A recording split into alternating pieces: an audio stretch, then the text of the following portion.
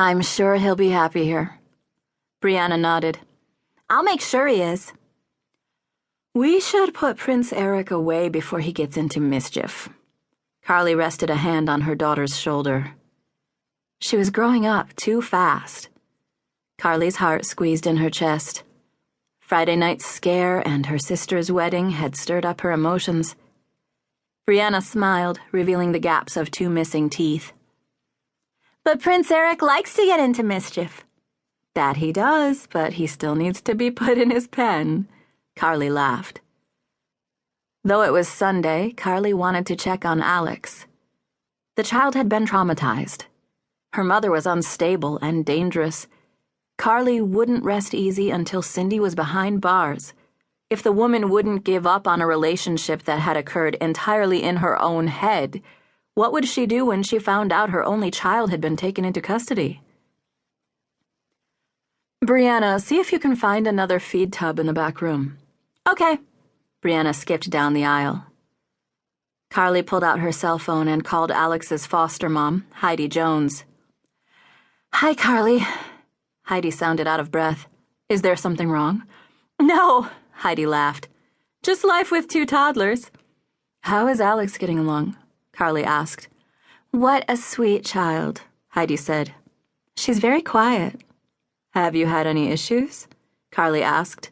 She's been no trouble at all. In fact, she was a big help this morning. She was up early and wants to help me and the younger 2 kids plant flowers this morning.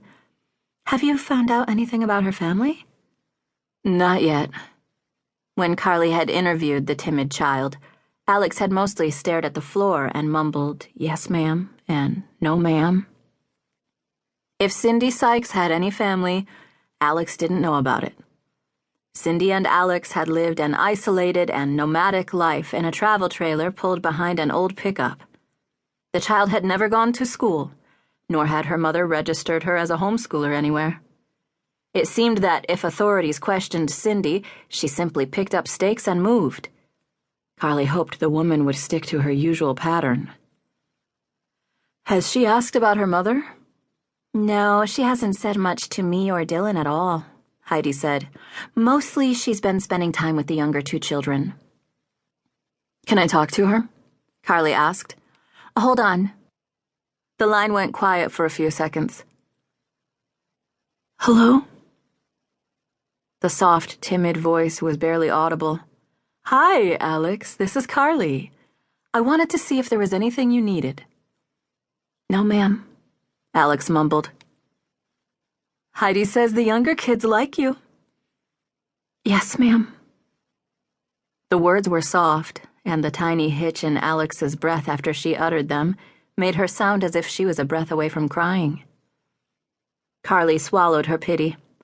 She tried her best to maintain some level of professional objectivity, but some kids tore at her heart, and she spent many nights staring at the ceiling, praying she'd done right by them. Alex was going to be one of those kids who stuck with her. I'm going to come and check on you this afternoon, okay? Carly asked. Yes, ma'am. Would you please put Heidi back on the phone?